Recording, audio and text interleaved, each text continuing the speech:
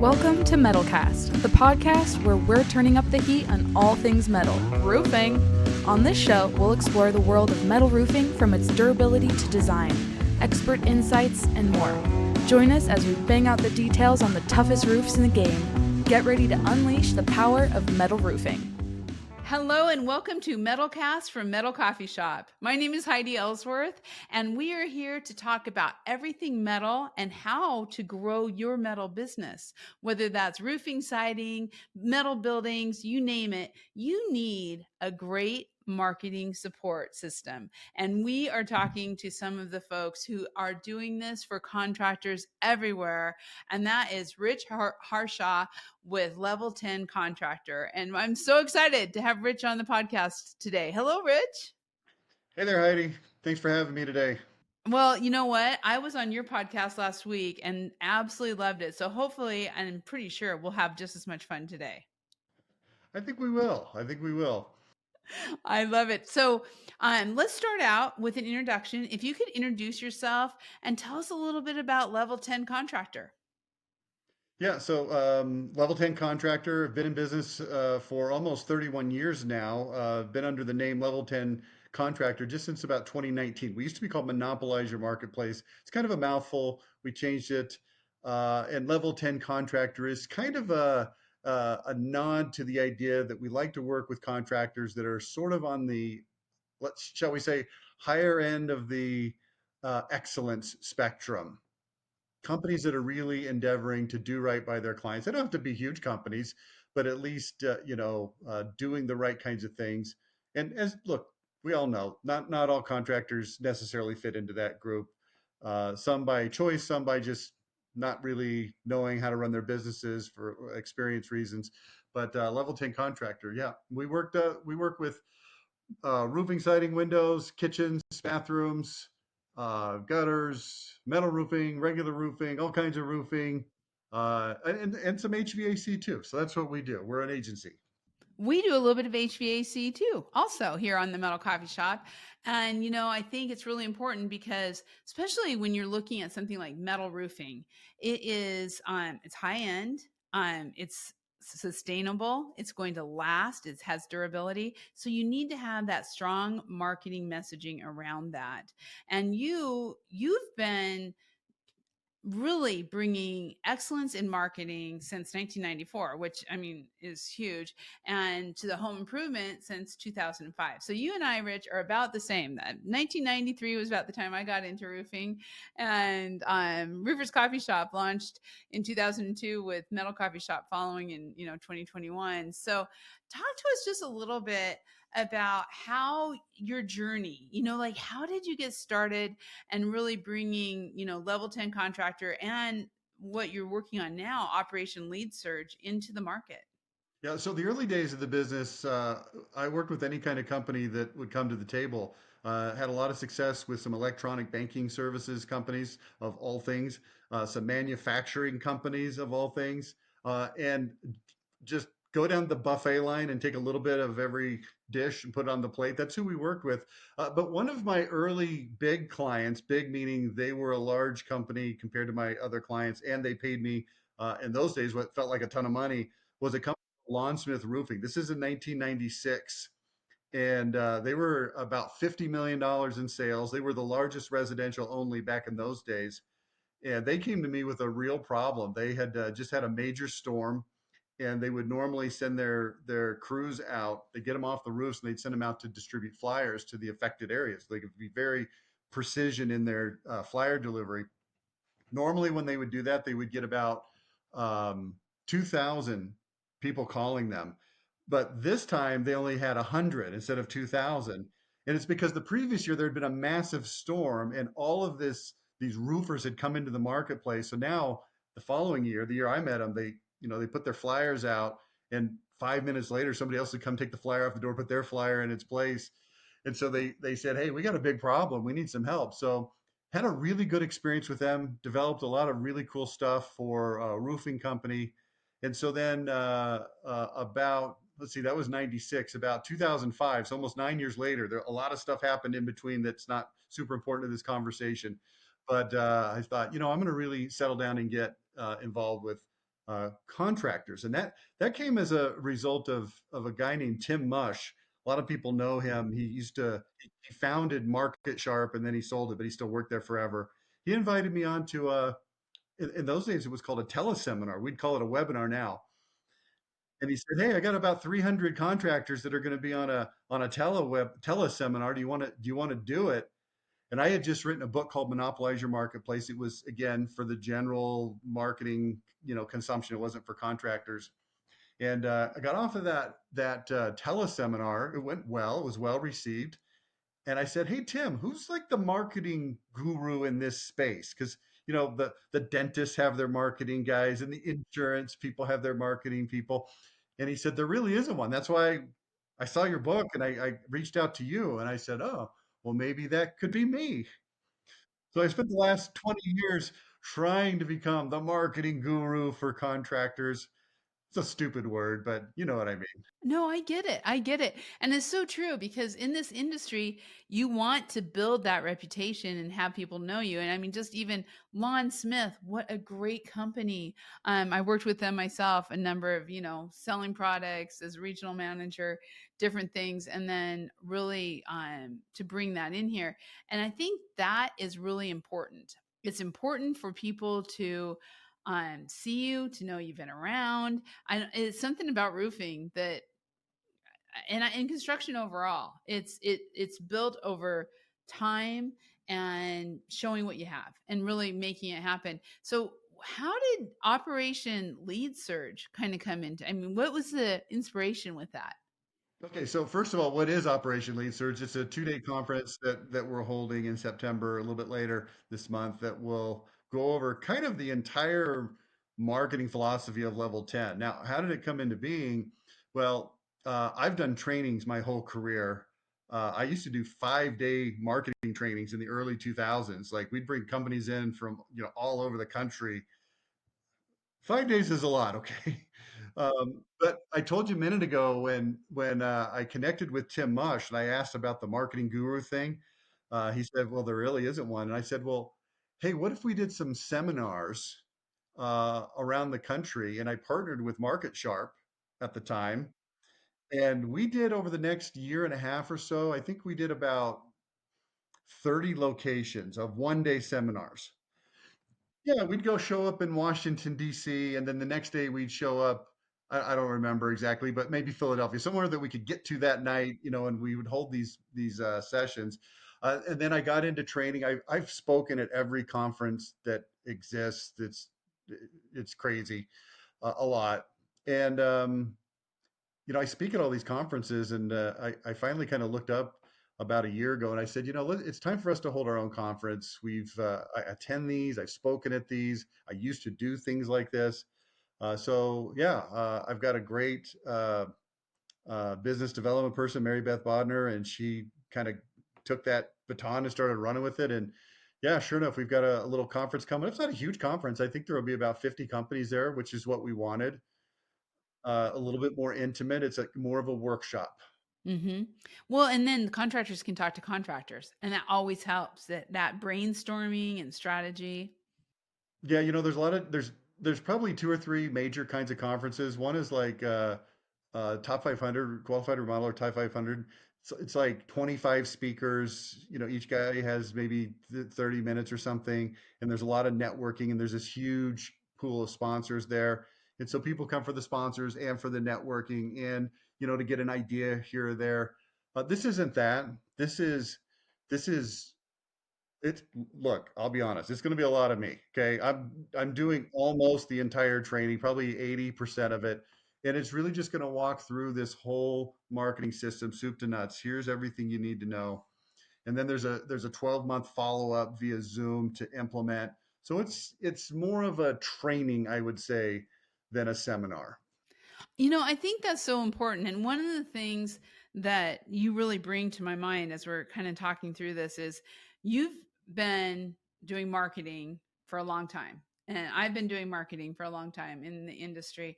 And everything has changed. so much, so fast. And I mean, I remember when I first started out, it was Yellow Pages, right? And people would name their company with an A just so they could be first in the Yellow Yeah, Pages. quadruple A aardvark. Yeah, exactly, exactly. And then how everything has changed. Well, that's taken over 30 years, right, in the market of change. Whereas in the last couple years, I feel like it's every month. Things are changing that fast when you look at the technologies, the how to get in front of the customers, AI, what people get tired of, what becomes white noise, or just all of that behind it. So talk to me just a little bit, Rich, about what you've seen over the years and where we're at today. During that training you're going to do, you really had me thinking like, wow, there's going to has to be huge amounts about digital. To quote the great Neil Peart, if you know, you know, the more that things change, the more they stay the same. So yeah, there's a lot of tactics that have evolved. Uh, I'll tell you a funny story. When I first met with Lawn Smith Roofing, this was in Fort Worth, okay? A big city. The yellow pages back in those days was so thick it was broken into two books, not just one big thick one. So you could put two kids at the big kid at the adult table at Thanksgiving with those things. And the roofing section was literally 3/4 of an inch thick or something. And I looked at Lonnie and I said, "So I noticed it here. You don't have a Yellow Pages ad. They have the line listing that's free, like an inch tall. No quarter, half page, no full page, no double truck." And I said, "What's the deal with this?" And he goes, "Well, I hate Yellow Pages leads. We used to do all that, and then we quit."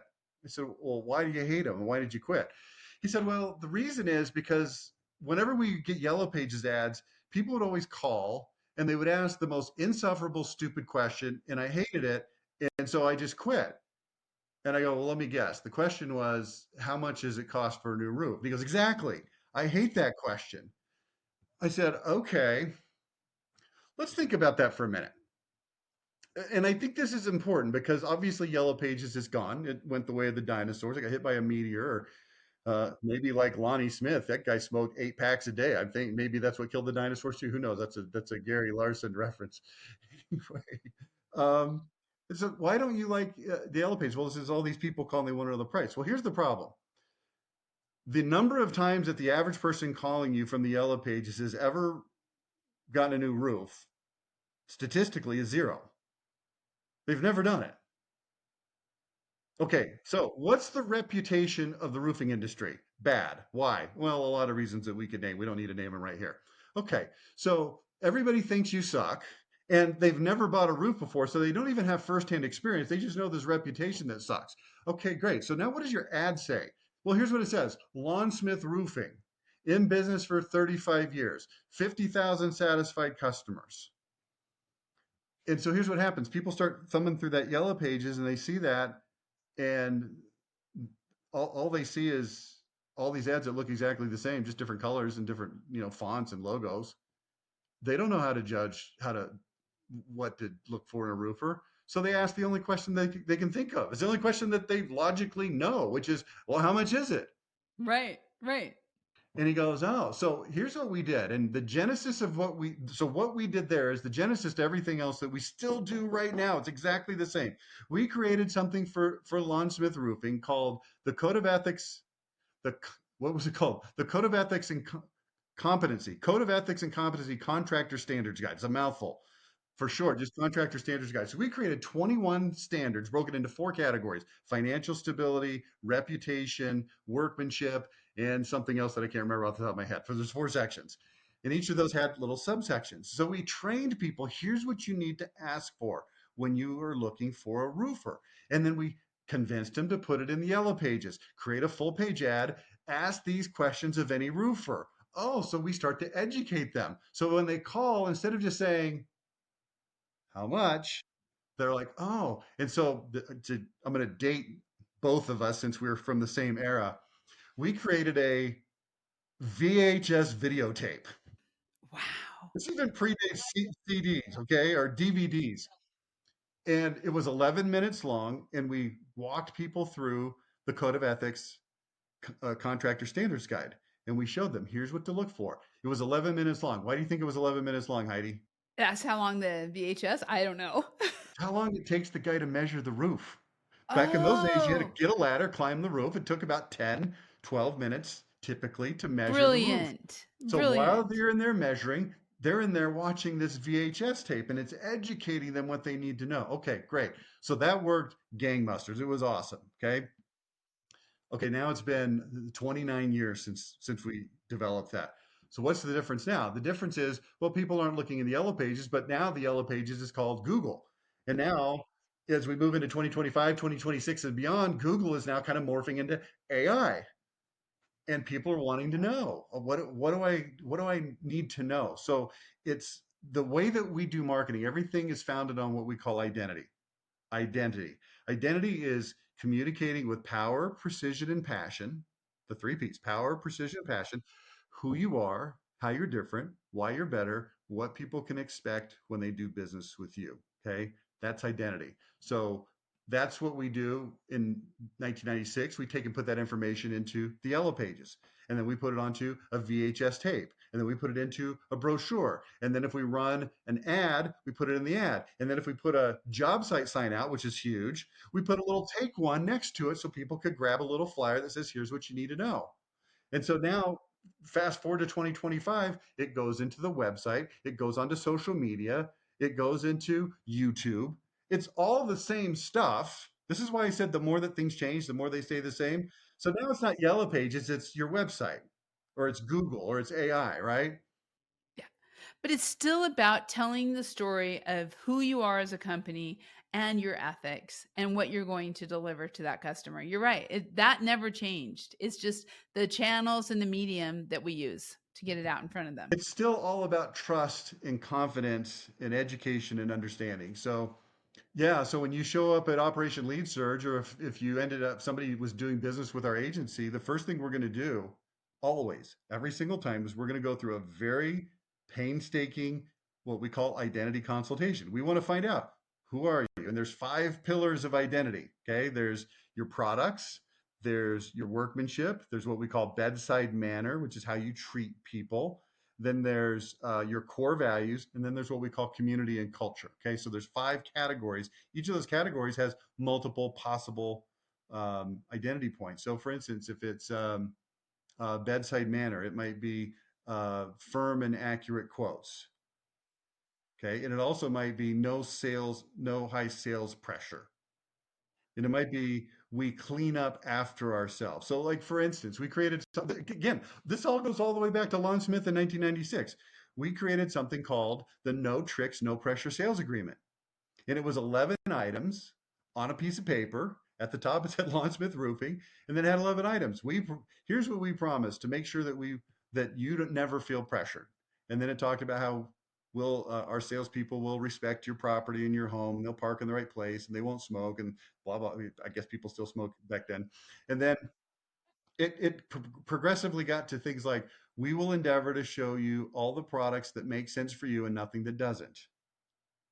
We will give you multiple options so that you can choose something that fits into your budget. And then the very last one was kind of the kicker. It said something to the effect of, um, we'll give you our final price, and if it makes sense to move forward, we will be delighted. But if not, no pressure, we can part as friends. And then it was signed by the salesperson, the sales manager, and Lonnie himself.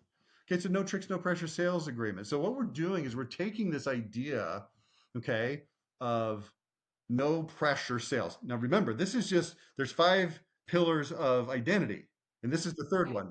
And then it's one of the points under that pillar, which is no sales pressure. So now what we're doing is we're creating evidence to show it and to prove it. So instead of just saying, hey, we don't have high sales pressure, we say, here's something called a no tricks, no pressure sales agreement. You should make sure that any roofer that you talk to has a written document that ensures that they won't bully you into buying something that's either not a good fit or that you can't afford. It still works in 2025.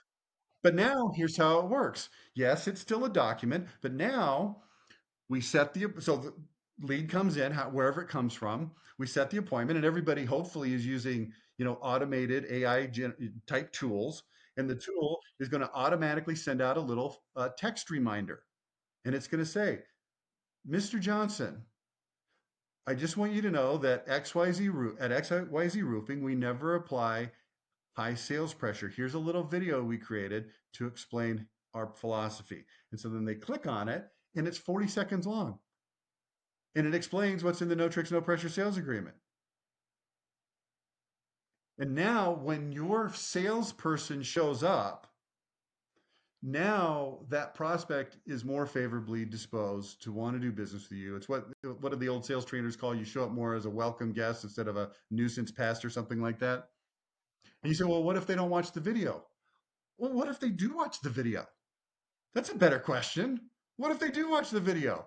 It's going to help you, and you're going to be so much further ahead, because it's about trust. I mean, when you think about when you are doing home improvements, people are trusting you to take care of their home, which is the most important. And so I love what you're saying, Rich. I love, really focusing in on that trust, reliability, and I really love the no sales pressure, right? But yet at the same time, you've built a friend. One of my early clients in the 2005 era, so when we came back and started working with clients, worked with a company out of Goshen, Indiana called Cornett Roofing. You ever heard of these guys? Chan Cornett, he's the coolest guy in the world. Hey, Chan, if you're out there, I haven't talked to you in a long time. You're still one of the coolest guys I ever met. And so, metal roofing, this is a lot different than regular roofing. So here's what we did. This was like in 2000, I don't know, 7, 8, 9, 10. I don't remember. It was a long time ago. But you could do the exact same thing now. So here's what we did. Chan, he built a potato gun. You know what a potato gun is? Yeah, like shoots a potato. I don't know how fast it goes. So let's say like 70, 80, 90 miles. That's fast, okay? And so he put the potato in there and he's like, hey, let's see what happens when we shoot potatoes at standing seam roofing. All right, now at these metal shingles. Okay, now let's shoot it at regular asphalt shingles. And of course goes right through it. Now, what do you think is going to happen when hail starts falling? You just got to help people understand what it is you do. You got to do it in an interesting way, and you got to put it in front of their face 1,000 times. Yeah, yeah, exactly. And you got to build that trust as you go along, that they can trust you and that you know what you're talking about. And I think that's, for roofing contractors, that's more important than anything, because you're on, like you said, the industry has not always had the best reputation, but there are amazing contractors out there. And when you look at the craftsmanship of the metal roofing contractors, just putting that out there, it's off the charts of what they can do. And so one of my questions for you, Rich, is because I just would love this. I love this conversation. And it's just, I am, once I got into roofing and into construction overall, my dad was a general contractor. So I kind of grew up in the trades. But I just love telling the contractor story. I love telling their story, because there are so many great contractors out there. And it's unfortunate when a few who are not so great tarnish the reputation of all these amazing family-owned businesses, new people who are starting them. So I'd love for you just to kind of talk about how fun it is, or what you've built your business on working with contractors. Why? What just totally inspired you about working with contractors? When I worked with Lawn Smith Roofing and we put together the Code of Ethics and Contractors Competency Guide, here's what I realized. Because keep in mind, let me give you a little context. In 1996, I was 27, okay, and I looked like I was 12, okay. I hadn't been around. I didn't know anything, and I realized, like, kind of my first at bat, I hit a home run, which means I looked at this company, Lawn Smith, and I went, wow, these guys really do everything right. Like, they're not screwing around. They are very protective of their reputation. They do everything in an amazing way. And I thought, my marketing principles that I espouse, identity, who you are, how you're different, how you're better, it works so well in an environment where there's truly good companies and also not that great companies to compare against, because it's so easy to stand out. And I thought, this is a no-brainer. Of course, contractors have big tickets, so they're spending a lot of money on marketing and advertising. That's good for my company because we provide services in that area. And I thought, wow, this is going to be great. And there's so many opportunities. Let me give you one more example with Lon Smith. Yeah. Okay. Yeah. Again, remember the era, 1996. And then I want you to be thinking as I'm telling the story, how could you apply this now? Okay. So one of the things that they did is they created this. Do you remember green bar printer paper? Yes. Yes. Yeah. Oh, yeah. You'll see this, they're going to be like, "What are you talking about?" Well, there used to be dot matrix printers, and there was this paper that was called green bar that every other line was green, and the opposite line was like either gray or white or something. Okay. And so what they would do is every month, at the end of the month, they would print out a report on this green bar paper of all their customers from that month, their name, address, phone number, and details about the job that were relevant. Okay. And then they would just put it in this binder. So every month they would just create a new layer on this binder. And by the time I showed up in 1996, this thing was like 7 inches thick. Okay. 7 inches thick. And you could see at the bottom of it, it was like weathered where, people had, thumbed through it. And at the top, it was less weathered. And I said, they show me this, like, here's all of our customers. And I go, so what do you do with this? They go, what do you mean? It's just our customers list. I go, how long would it take you to print out the entire list on Greenbar? And they're like, we don't have any idea. Probably a couple of hours. So we had them print out the entire 7 inch thick Greenbar. And Greenbar paper is like 15 inches wide or something. Right. It's really Right. big. Right. Yeah. Okay. We had them print this out for every single salesperson. And then when they would go into the home, we practiced this and we experimented. You hold it about 8 to 10 inches above the table and you drop it.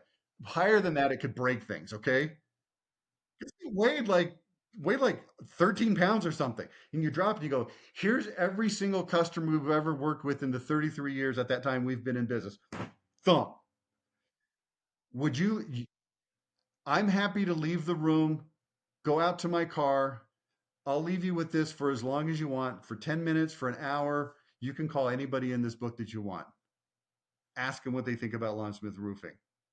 That's pretty cool. That's really cool. Okay, so how could you use that now? Well, the answer is it's print out the freaking thing on. Maybe it's not green bar. I mean, you can do the exact same thing. Exactly. I love that. And I have to just say too, for Lon Smith, that the fact that they already in 1996 had started putting all that information into a computer and that they were actually digitizing all of their customers is really impressive. Well, they were 50 million in sales, man. They were cutting edge. They were hiring guys like me to come in and do marketing for them. It was crazy. It was so cool because so many contractors were like, didn't even have a computer on their desk. Well, you know how I met Lon Smith Roofing? Let me tell you how I met him in the first place. We held a 4 hour seminar back in those days. My partner did most of the speaking. I kind of sat in the back of the room and I wasn't a speaker back then. We held a 4 hour seminar in Dallas. Okay. And that's an important detail because it was about an hour away from their office. Okay. They sent 22 salespeople to our Holy seminar. cow. Wow. And funny thing, it was terrible. The seminar was terrible for a lot of reasons. And Scott Hamilton, the general manager at the time, called me the next day and he goes, "Hey, I just want you to know something, man. We sent 22 people out there. We paid for their lunch. We put them in a bus. They all went together on a bus. Cost us a lot of money, the ticket price, everything. And to a man, they came back and said, hey, this is a terrible seminar. It wasn't appropriate for salespeople. It was a marketing seminar that we were kind of trying to spin that it could work for salespeople. It was a bad match. Okay." And he goes, "You owe me, man. You got to, first of all, I want my money back." And I said, I was broke, man. I was like, I don't have any money to give you, but I'll tell you what, if you ever need any marketing, you can call me. And he laughed and he hung up the phone until a few months later when that storm hit. And he called me up and he goes, "You freaking owe me, dude. Get over here." And it worked out. Oh my gosh, that It is worked so out. great. But here's the point of that story. Even then, they're spending money to send their salespeople, their training. Those guys did everything right. Talk about a level 10 kind of a company. Exactly. Exactly. Okay. I love these. We could talk all day about these stories. I love them. But let's talk real quick about to the market out there when they come to Operation Lead Surge. Everybody's looking for lead gen. Everybody's looking for, especially right now, things are a little bit slower than they were, although it seems to be ramping up again. Talk to us a little bit about what people can expect from this event, and then how do they attend? Yeah, so it's in Philadelphia on September 11th and 12th. I don't know when this podcast goes live, but that's in about 5 minutes. It's in about 5 minutes whenever you're listening to this. So if you can come, fantastic. You can go to operationleadsurge.com, click on tickets. Just let me give you a little bit of logistics there. If you click on tickets, it'll ask you to choose a sponsor. Just choose Level 10 Contractor and then use a code Level 10, all lowercase, no space, Level 10, and it'll give you the biggest discount, whatever. It's a lot of discount. Anyway, um, I'm going to walk through this identity thing that we've talked about for so much of this call today. And then we're going to go through a workshop, how to create your identity. And then we're going to go into 7 lead generation methods. And I've got a little list here so I don't forget. It's going to be websites and SEO, so that Google is going to, the yellow pages actually works, okay? Which is the 2025 version. Pay-per-click advertising. I know this is a big sore spot for a lot of people because it's almost impossible to make pay-per-click work if you're not doing what I call rapid iteration of ads and landing pages. So you're testing things all the time, and you can find things, but you just hire a normal company. They're going to like place an ad, see if it works. If it doesn't work, like, oh, it doesn't work. Well, not if you're testing 17 ads and 17 different landing pages. You'll find something that works. Then we'll do face-to-face marketing, door knocking, things like that, referrals, getting more referrals. Then we'll get into what do we get into? Media, TV, radio, OTT, social River's Coffee media Shop, supremacy. Metal Yes, Coffee Shop. yes. Social media. I mean, social media is so massively important. If you're not posting a minimum of 30 pieces of content a month, you're going to lose. And then also paid advertising on social. It's also hard if you're not doing rapid iteration of ads and landing pages. So we'll go through all that, and then we'll talk about something called lead conversion engine, which is how to make sure the leads that you are getting are converting both into appointments and into sales like they should. I am so excited about this. And for those who can't attend, because we are kind of close to it, but can't attend, tell us real quick, how can they get a hold of you to kind of get started, start having some conversations with you about this identity?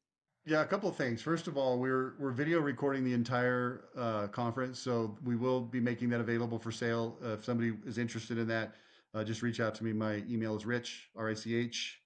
A lot of people call me Rick. It's not Rick though. Rich at level10contractor.com. Also, you can just email me if you have any questions about anything. I have a podcast called Level 10 Contractor Daily Podcast. It's a daily podcast. It's been going since 2019. There's 2,100 plus episodes on every imaginable thing you can think of. So yeah, there's a million ways to get a hold of us. I have a book called Unlocking Unlimited Lead Flow. It's on Amazon. Great. Awesome. Well, and we're going to get a lot of this. You'll see this in articles on the site. We'll have all these links and sources to get to Rich. This is what the industry needs right now more than ever, to be telling our story and telling it in such a spectacular way. Rich, thank you so much for being here today. My pleasure. Thank you for having me. I loved it. I could talk to you stories for all day long. It's pretty awesome. So Someday we'll do a marathon where we'll just get on here and just yak for 4.5 hours. We'll do like a Joe Rogan style thing. Yeah, we just need to make sure we have enough coffee and tea. That's all we need. I love it. Well, and thank you all for listening. Cool stuff. Can help your metal business, whether it's roofing, siding, HVAC, building metal buildings, all those barnuminiums. This is the kind of marketing that you need. So check it out. Please check out Level 10 Contractors and their upcoming Operation Lead Surge event. Thank you so much for being here today. Be sure to set your notifications on all of your podcast channels or on your favorite podcast channel and get those notifications. We'll be seeing you next time on MetalCast. Ready to raise the metal roof? Subscribe to MetalCast now and stay tuned for all things metal roofing. Go to MetalCoffeeShop.com to learn more. Rock on, and we'll catch you on the next episode.